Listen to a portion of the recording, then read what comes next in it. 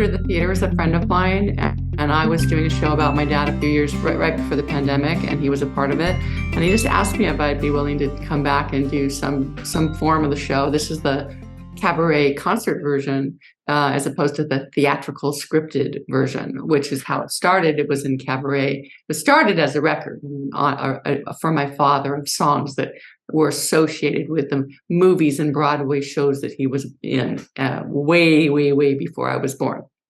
So I just have an affinity for the genre. I have affinity for the time period. I am the youngest of 6 girls that my father had. And knowing this about him was more a labor of my love for him after he passed away.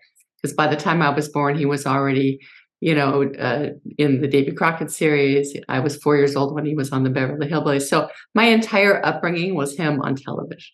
Wow. So that world of Broadway and vaudeville and dancing really was wasted on me because I didn't have a reality about it growing up in the 60s and then high school in the 70s. And I was into rock and roll. Let's face it. It was Led Zeppelin, Black Sabbath, all that stuff was what I was into, and it couldn't be farther away from my dad's time period.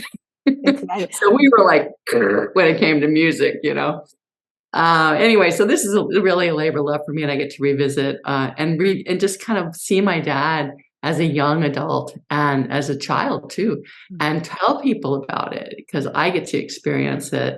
Almost for the first time, when I do it, I get to feel that, wow, he was a young, your parents were young too. Exactly. Right, you think, oh my gosh, so it's so fabulous when you're a child and now you're sort of like reinventing and letting the whole world know about him. When was it that you actually realized, whoa, my dad is a legend, like he's iconic in this business? When did it really actually like sink in? There's varying degrees of it because, as you live through it, and everyone makes a big deal about you at every age, the Hillbillies was the #1 show. So I am 5 years old, 6 years old going into kindergarten and everybody wants to be my friend. And that's just weird. Okay. That's just like, first of all, I didn't know that having an actor for a dad was special. I thought everybody's dad was an actor, and I thought everybody's dad was on television. I'm like, your dad's not on television? Wow. Because I just thought everyone did that.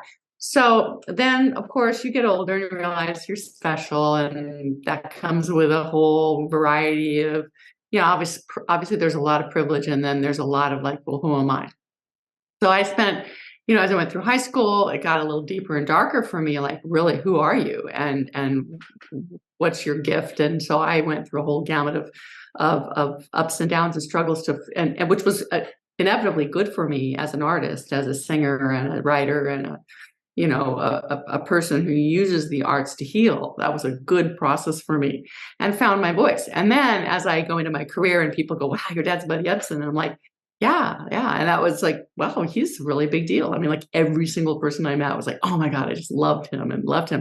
And then there was the conversation my father had with me at a young age saying, you should sing jazz, and here are the standards, and these are the singers you should listen to. And I went, no, I love, Ann Wilson from Heart, and I like, again, Robert Plant from Led Zeppelin, and Alice Cooper, So Joe Stafford, to me, I thought it was just some guy, and he thought Alice Cooper was just some weird chick. So we just had this incredible disconnect.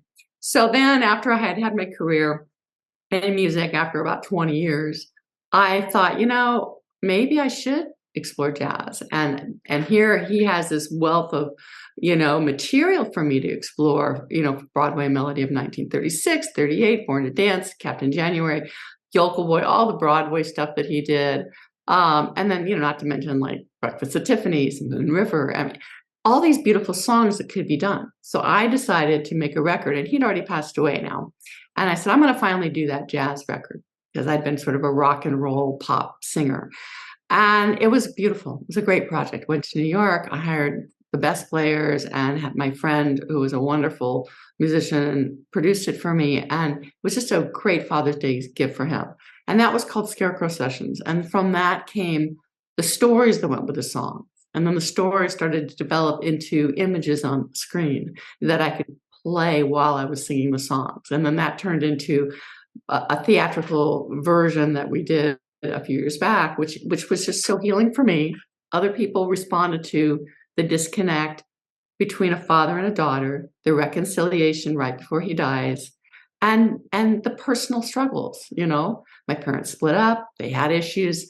I had issues of just becoming a young woman. As I became a young woman into teenage years, I struggled and my sister struggled. So it was just a really great offering to the world, and it made me closer to my dad, and it healed me to a place where now I'm so proud to carry on his legacy. What was it like curating the show? Because there's so many things that you said that he was involved in. So when you started putting the show together, what was that process like for you in trying to figure out, how do I lay this out? Must have been challenging. It's it is to this day, because every time I do the show, it's a little different. I've been doing it now. I've been doing a version of it since the record came out, like in 2014. And I learn more. I feel differently about certain things. I want to share more. And the process is, honestly, I freak out. I get completely freaked out. Like, what did I just do? Are we done with this? And then it's like almost like they're guiding me from afar, from the beyond. Like, I see something, I read something, I find a clip I'd not seen before. I'm rereading his autobiography, which is called The Other Side of Oz, which is why this show is called My Buddy, The Other Side of Oz, because I'm really going, okay, here is the story. I didn't know that before, or I missed that. And then it ties in with my record, Scarecrow Sessions. So I'm letting it sort of play out in a format that I'm comfortable with. But then I'm every so often find a little something, that I want to share, like just this really unique dance moves that he has, and you see it through his choreography from Shirley Temple to present day. It's just this little wave that he did. And it's his signature, and it just is like this timeline. So I just am led by truly an energy that I can't describe. And then I know that in the end, it's all going to work out. Definitely. On the 30th, you're having your performance, but it's special and different. So share with us what that is. The music will be live, and I have great jazz musicians from the LA area that are playing the music of Scarecrow Sessions. And so we will start off with a piece of music, and then I will tell a story and, tell some background, history. My father, how he came to New York with his sister and how he got into Broadway. His first film, he was hired and fired in his first week of being in Broadway. He went there with $26 and a letter of recommendation, and they fired him after 7 days because he was too tall for the chorus. And they can do that, and they don't have to pay you. The producer comes in at the end of a week, and if you're not working out for whatever reason, they can just let you go. So he struggled for quite a bit. And the thing that people don't realize, and probably many different types of careers, is that he didn't just go, hit show to hit show to hit show. I mean, it looked like it for me, because when I was born, he had 2 hit series back to back for 18 years. So that's my entire upbringing. So I'm like, you're freaking the goose that laid the golden egg, right? But before that, he was in The Wizard of Oz for a minute, and he got deathly ill from the makeup. He was promised the role originally of the Scarecrow, and then he got bumped to the Tin Man. And then, he went into the Coast Guard during the war, and he came in, tried to get back into television. And, William Morris said, quit, you're no longer usable in the industry. And so he overcame so much just adversity. And he didn't really share that with us. Like, I didn't know he was in the Tin Man.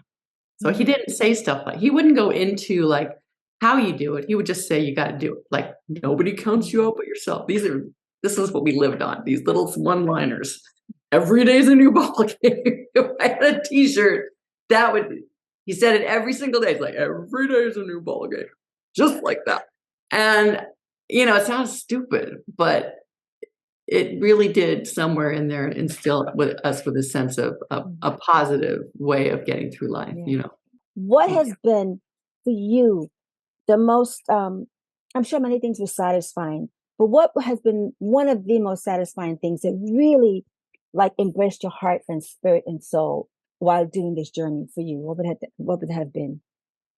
I think the realization that he truly loved me and his family, even through all the problems that he had in his marriage towards the later years, and all the hard work he had to, that would take him away from the family. So I didn't get to see him a lot. There were times where he just wasn't home, and as a child, you start to think, if you feel like, well, he's not here, you feel abandoned, and you start to blame and who's going to help me through this emotional time. Depending on who you are, you develop your own way, which we all need to figure out how to self-regulate. And there's plenty of opportunities out there to get on board with this. You don't have to blame everybody for, they're not perfect. They made mistakes. My parents made mistakes. So I think by doing this and just allowing their energy, of which I believe they really are guiding, both my mom and my dad and other people who crossed over, there's just so much love out there. And I feel his love. Especially since I swear I will be like, I don't know what to do. And then all of a sudden something shows up. I find a piece I have boxes over here. I'm looking at boxes of memorabilia, a letter that he wrote to his dad, or something, some weird YouTube thing will show up, and it'll be them guiding me through this. So I know there's a great deal of love and direction. And also just the knowingness that I do have a beautiful jazz voice, that he was right.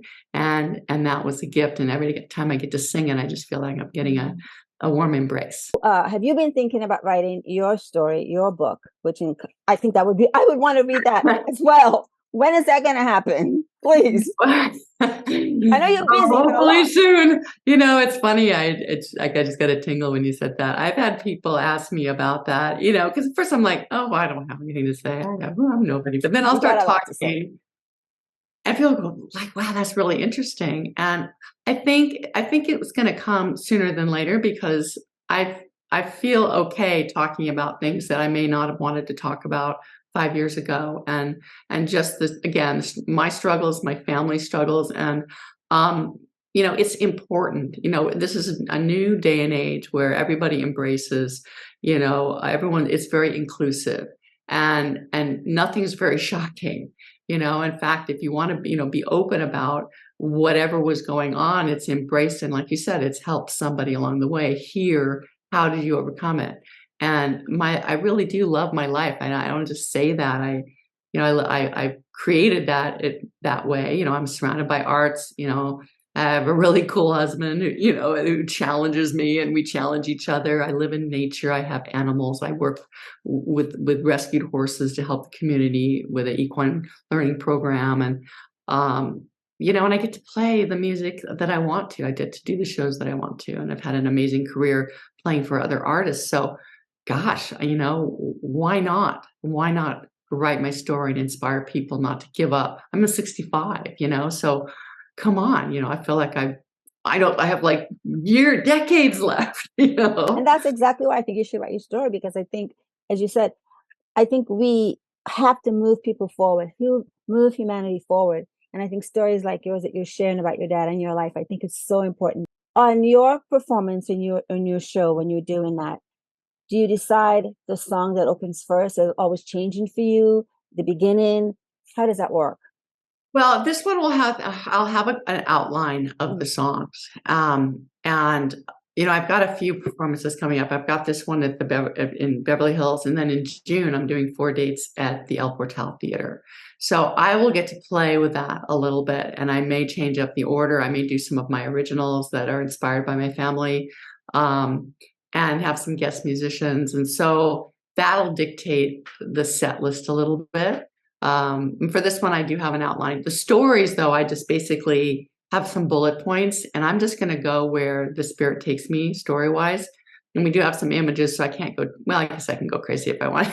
They'll just have to follow me. But nothing's so scripted that it can't be morphed. And I want the audience to participate too. They have a question, or we get into a dialogue within reason, because it's not a performance, a theatrical performance. We break the wall. It's a concert, and I'm very much engaged with the audience.